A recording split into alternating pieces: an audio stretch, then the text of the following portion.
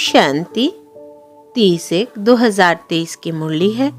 मुख्य रूप से बाबा ने कहा, अमृत बेले उठ, बाबा से मीठी मीठी बातें करने से और चलते फिरते ये अभ्यास करने से कि इस शरीर में हम अब बस थोड़े टाइम के मेहमान हैं। इससे शरीर का भान टूट जाएगा। फिर बाबा ने आज बार बार याद दिलाया कि हम सब अभी ईश्वरीय संप्रदाय के हैं। हमारा यह जीवन अमूल्य है। और फिर कहा कि सदा इसी नशे में रहना है कि हम बाप के साथ स्वर्ग की स्थापना के निमित्त है। अब सुनते हैं मुरली को विस्तार से। बाबा ने कहा, मीठे बच्चे, तुम ईश्वरीय संतान हो। तुम्हारा यह अमूल्य जीवन है। तुम्हारा ईश्वरीय कुल बहुत ही श्रेष्ठ है। स्वयं भगवान ने तुम्हें एडप्ट किया है। इसी नशे में रहो। प्रश्न है, शरीर का भान टूट जाए, इसके लिए किस अभ्यास की आवश्यकता है? उत्तर, चलते फिरते अभ्यास करो कि इस शरीर में हम थोड़े टाइम के लिए निमित्त मात्र है।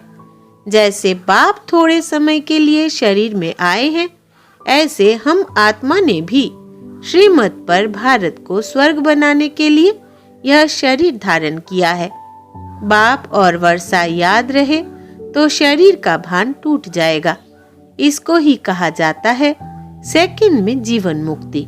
दूसरा, अमृत बेले उठ, बाप से मीठी मीठी बातें करो तो शरीर का भान खत्म होता जाएगा। गीत है ओम नमः शिवाय। ओम शांति। भगवान होता ही है एक, जो बाप भी है। बच्चों को समझाया गया है, आत्मा का रूप कोई इतना बड़ा लिंग नहीं है। आत्मा तो बहुत छोटी स्टार मिसल भ्रुकुटी के बीच में है। कोई इतना बड़ा ज्योतिर्लिंगम नहीं है जैसे मंदिरों में रखा हुआ है। नहीं, जैसे आत्मा वैसे परमात्मा बाप है। आत्मा का रूप मनुष्य जैसा नहीं है। आत्मा तो मनुष्य तन का आधार लेने वाली है। आत्मा ही सब कुछ करती है। संस्कार सब आत्मा में है। आत्मा स्टार है। आत्मा ही अच्छे व बुरे संस्कारों अनुसार जन्म लेती है। तो इन बातों को अच्छी रीति समझना है। मंदिरों में लिंग रखा हुआ है, इसलिए समझाने के लिए हम भी शिवलिंग दिखाते हैं। इसका नाम शिव है। बेगार नाम के कोई चीज होती नहीं। कुछ न कुछ आकार है। बाप है परम धाम में रहने वाला। परमात्मा बाप कहते हैं, जैसे आत्मा शरीर में आती है वैसे मुझे भी आना पड़ता है नरक को स्वर्ग बनाने। बाप की महिमा सबसे न्यारी है। अभी तुम बच्चे जानते हो, तुम आत्माएं आई हो यहाँ पाठ बजाने। यह बेहद का अनादि अविनाशी ड्रामा है। इनका कभी विनाश नहीं होता। यह फिरता ही रहता है। बाप रचता भी एक है, रचना भी एक है। यह बेहद सृष्टि का चक्र है। 4 युग है। दूसरा है कल्प का संगम युग, जिसमें ही बाप आकर पतित दुनिया को पावन बनाते हैं। यह चक्र फिरता रहता है। तुम बच्चों को अब स्मृति आई है कि हम सब आत्माएं परम धाम में रहने वाली है। इस कर्म क्षेत्र पर पाठ बजाने आई है। इस बेहद के ड्रामा को रिपीट होना है। बाप है बेहद का मालिक। उस बाप की अपरम अपार महिमा है। ऐसी महिमा और कोई की नहीं है। यह मनुष्य सृष्टि का बीज रूप है। सबका फादर है। बाप कहते हैं, मैं पराई रावण की दुनिया में आता हूँ। एक तरफ है आसुरी गुणों वाली संप्रदाय, दूसरी तरफ है दैवी गुणों वाली संप्रदाय। इनको कंसपुरी भी कहते हैं। कंस असुर को कहा जाता है। श्री कृष्ण को देवता कहा जाता है। अब बाप आए हैं देवता बनाने और सबको वापिस ले जाने, और कोई की ताकत नहीं। बाप ही बैठ बच्चों को शिक्षा दे, दैवी गुण धारण कराते हैं। यह बाप की ही फर्ज अदाई है। बाप कहते हैं, जब सभी तमोप्रधान हो जाते हैं, मुझे भूल जाते हैं, न सिर्फ भूल जाते हैं परंतु मुझे पत्थर ठिक्कर में ठोक देते हैं, इतनी ग्लानि कर देते हैं, तब तो मैं आता हूँ। मेरे जैसी ग्लानि किसकी नहीं करते, तब तो मैं आकर तुम्हारा लिबरेटर बनता हूँ। सबको मच्छरों सदृश ले जाऊंगा और कोई ऐसे कह ना सके कि मन मना भव। मुझ अपने परम पिता परमात्मा को याद करो तो तुम्हारे विकर्म विनाश होंगे। श्री कृष्ण तो कह ना सके। परमात्मा की महिमा तो बच्चे जानते हैं, वो ज्ञान का सागर, सुख का सागर है। फिर सेकंड नंबर में है ब्रह्मा विष्णु शंकर। ब्रह्मा द्वारा स्थापना कौन करेगा? क्या श्री कृष्ण? परमपिता परमात्मा शिव बैठ समझाते हैं कि पहले पहले हमको चाहिए ब्राह्मण, तो ब्रह्मा द्वारा ब्राह्मण मुख वंशावली रचता हूँ, वो है कुख वंशावली। तुम अब संगम में ब्रह्मा की संतान हो। बाप आकर शूद्र से ब्राह्मण बनाते हैं। अभी तुम हो ईश्वरीय कुल के। ईश्वर हुआ निराकार, ब्रह्मा हुआ साकार।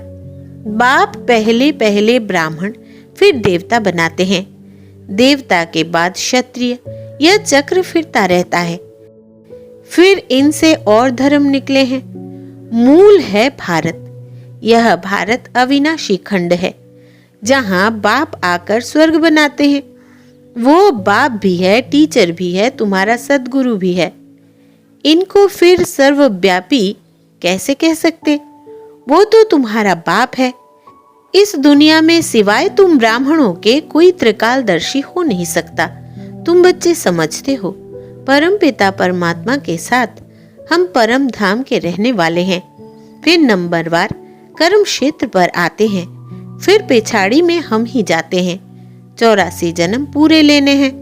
बाप समझाते हैं, तुमने कितने जन्म लिए और कैसे वर्ण में आए। यह चक्र चलता रहता है। अभी तुम हो ईश्वरीय संप्रदाय।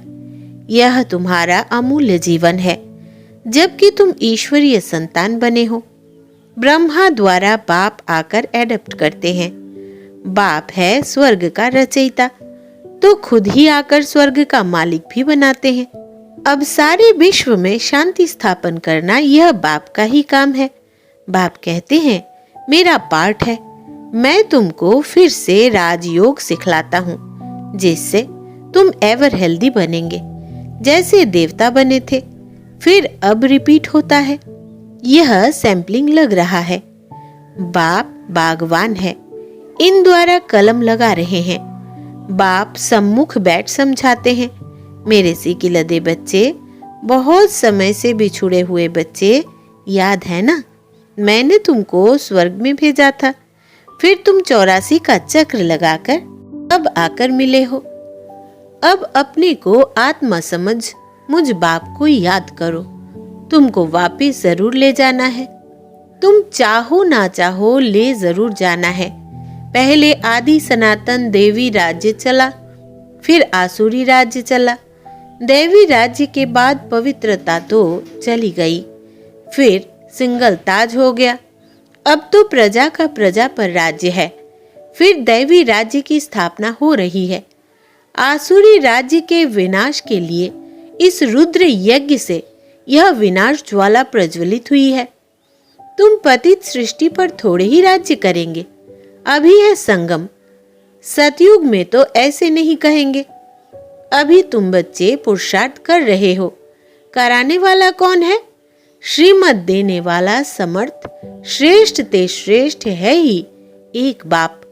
वही ब्रह्मा द्वारा स्थापना करा रहे हैं। बाप कहते हैं, मैं भारत का मोस्ट ओबीडियंट सर्वेंट हूँ। भारत को स्वर्ग बनाता हूँ। वहां यथा राजा रानी तथा प्रजा सब सुखी रहते हैं। नेचुरल ब्यूटी रहती है। लक्ष्मी नारायण को देखो, कितने सुंदर है। हेवनली गॉड फादर है, हेवन स्थापन करने वाला। सारी दुनिया में गीता के लिए कहते हैं श्री कृष्ण भगवान उवाच, परंतु श्री कृष्ण तो कह न सके मन मना भव। मामेकम याद करो तो विकर्म भस्म हो, और कोई उपाय भी नहीं है। गंगा तो पतित पावनी है नहीं, वो थोड़ी ही कहेगी कि माँ में कम याद करो। यह तो एक बाप ही बैठ समझाते हैं। बाप आत्माओं से बात करते हैं। बाप ही सबका सद्गति दाता है। उनके मंदिर भी है। द्वापर से सब यादगार बनना शुरू होते हैं। सोमनाथ का मंदिर है, परंतु वो क्या करके गए हैं यह कोई नहीं जानते। वो शिव शंकर को मिला देते हैं। अब कहाँ शिव परम धाम के निवासी और कहाँ शंकर सूक्ष्म वतन के वासी, कुछ भी समझते नहीं। बाप कहते हैं कितने भी वेद शास्त्र आदि कोई पढ़े, जप तप करे, परंतु मेरे से मिल नहीं सकते। भल मैं भावना का भाड़ा सबको देता हूँ, परंतु वो तो अखंड ज्योति ब्रह्म को ही परमात्मा समझ लेते हैं। ब्रह्म का साक्षात्कार हो, परंतु उससे कुछ भी हासिल नहीं होगा। कोई को हनुमान का, कोई को गणेश का साक्षात्कार कराता हूँ। वो तो मैं अल्पकाल के लिए मनोकामना पूर्ण करता हूँ। अल्पकाल के लिए खुशी तो रहती है, परंतु फिर भी सबको तमो प्रधान तो बनना है। चाहे सारा दिन गंगा में जाकर बैठ जाए तो भी तमो प्रधान तो सबको बनना ही है। बाप कहते हैं बच्चे पवित्र बनो तो पवित्र दुनिया का 21 जन्मों के लिए मालिक बनेंगे। और कोई सत्संग नहीं जहां इतनी प्राप्ति हो। बाप ही आकर राजयोग सिखलाते हैं। तो कितना श्रीमत पर चलना चाहिए, पढ़ाई पर ध्यान देना चाहिए। बाप श्रेष्ठ ते श्रेष्ठ मत देते हैं। श्रीमत से भारत को स्वर्ग बनाना है। तुम्हें ड्रामा के राज को अच्छी तरह से समझना है और पुरुषार्थ करना है। पुरुषार्थ कर ऐसा लायक बनना है। तुम बच्चों को नशा होना चाहिए कि हम बाप के साथ स्वर्ग की स्थापना करने आए हैं। हम वहां के रहवासी हैं। इस शरीर में हम निमित्त मात्र है, थोड़े टाइम के लिए। बाबा भी थोड़े टाइम के लिए आए हैं। इस शरीर का भान टूट जाना चाहिए। अपने बाप और वर्षे को याद करो। इसको ही सेकंड में जीवन मुक्ति कहा जाता है। बाप कहते हैं मैं आया हूं सबको वापिस ले जाने। अब तुम अपने को आत्मा समझ सवेरे उठकर बाबा को याद करो, उनसे बातें करो। तुम जानते हो हमारे 84 जन्म पूरे हुए। अब हम ईश्वरीय संतान बने हैं, फिर दैवी संतान, फिर क्षत्रिय संतान बनेंगे। बाबा हमको विश्व का मालिक बनाते हैं। बाबा की बैठ महिमा करो। बाबा आपने तो कमाल की है, कल्प कल्प आकर हमको पढ़ाते हो। बाबा आपका ज्ञान बड़ा वंडरफुल है। स्वर्ग कितना वंडरफुल है। वो है जिस्मानी वर्ल्ड, यह है रूहानी बाप का स्थापन किया हुआ वर्ल्ड। बाप आए हैं श्री कृष्ण पूरे स्थापन करने। इन लक्ष्मी नारायण ने यह प्रारब्ध कहां से पाई? बाप द्वारा। जगदम्बा और जगत पिता के साथ बच्चे भी होंगे। वो है ब्राह्मण। जगदम्बा तो ब्राह्मणी थी। वो है कामधेनु, सबकी मनोकामनाएं पूर्ण कर देती है। यह जगद अम्बा ही फिर स्वर्ग की महारानी बनती है। कितना वंडरफुल राज है। यह बाप अपनी अवस्था को जमाने के लिए भिन्न भिन्न युक्तियां बताते रहते हैं। रात को जागो, बाबा को याद करो, तो अंतमति सोगति हो जाएगी। अगर पूरा पुरुषार्थ होगा तो याद ठहरेगी। पास विद ऑनर हो जाना है। 8 को ही स्कॉलरशिप मिलती है। सब कहते हैं हम लक्ष्मी नारायण को वरे, तो पास होकर दिखाना है। अपने को देखना है कि मेरे में कोई बंदरपना तो नहीं है। उसको निकालते जाओ। देखो सारे दिन में किसको दुख तो नहीं दिया। बाप है सबको सुख देने वाला। बच्चों को भी ऐसा बनना है। वाचा कर्मणा से कोई को भी दुख नहीं देना है। सच्चा सच्चा रास्ता बताना है। वो है हद के बाप का वर्षा, यह है बेहद के बाप का वर्षा। सो तो जिसको मिलता होगा वही बताएगा। जो अपने धर्म के होंगे उन्हों को झट टच होगा। बाप कहते हैं फिर से दैवी धर्म स्थापन करने मैं ब्रह्मा के तन में आता हूँ। तुम बच्चों की बुद्धि में है कि अभी हम ब्राह्मण हैं, फिर देवता बनना है। पहले सूक्ष्म वतन में जाकर फिर शांति धाम में आएंगे, वहां से फिर नई दुनिया में गर्भ महल में आएंगे। यहाँ गर्भ जेल में आते हैं। इनको कहते हैं झूठी माया, झूठी काया। बाप कहते हैं कितनी धर्म ग्लानि की है। शिव जयंती मनाते, परंतु शिव कब आया, किसमें प्रवेश किया, यह कोई को पता नहीं है। जरूर कोई शरीर में आकर नरक को स्वर्ग बनाया होगा ना। बाप बच्चों को बहुत अच्छी रीति समझाते हैं और राय देते हैं, अपना चार्ट बनाओ। सारे दिन में कितना समय बाप को याद किया। सवेरे उठकर बाप को, वर्षे को याद करो। हम बेहद के बाप के साथ आए हैं, गुप्त वेश में भारत को स्वर्ग बनाने। अब हमको वापस जाना है। जाने से पहले अपनी राजधानी जरूर स्थापन करनी है। अब तुम हो संगम पर, बाकी सारी दुनिया है कलयुग में। तुम संगम युगी ब्राह्मण हो। बाप बच्चों के लिए सौगात ले आते हैं, मुक्ति और जीवन मुक्ति की। सतयुग में भारत जीवन मुक्त था, बाकी सब आत्माएं मुक्ति धाम में थी। बाप हथेली पर वहिष्ठ ले आए हैं, तो जरूर उसके लिए लायक भी खुद ही बनाएंगे। अच्छा, मीठे मीठे सिके लदे बच्चों प्रति माता पिता बाप दादा का याद प्यार और गुड मॉर्निंग। रूहानी बाप की रूहानी बच्चों को नमस्ते, और हम रूहानी बच्चों की रूहानी बाप दादा को याद प्यार, गुड मॉर्निंग और नमस्ते बाबा, नमस्ते। धारणा के लिए मुख्य सार। पहला, सदा इस नशे में रहना है कि हम बाप के साथ स्वर्ग की स्थापना के निमित्त है। बाप हमें विश्व का मालिक बनाते हैं। दूसरा, बाप समान सुख देने वाला बनना है। कभी किसी को दुखी नहीं करना है, सबको सच्चा रास्ता बताना है। अपनी उन्नति के लिए अपना चार्ट रखना है। वरदान है, निमित्त और नम्र चित्त की विशेषता द्वारा सेवा में फर्स्ट नंबर लेने वाले सफलता मूर्त भव। विस्तार है, सेवा में आगे बढ़ते हुए यदि निमित्त और नम्र चित्त की विशेषता स्मृति में रहती है तो सफलता स्वरूप बन जाएंगे। जैसे सेवाओं की भाग दौड़ में होशियार हो, ऐसे इन दो विशेषताओं में भी होशियार बनो। इससे सेवा में फर्स्ट हो जाएंगे।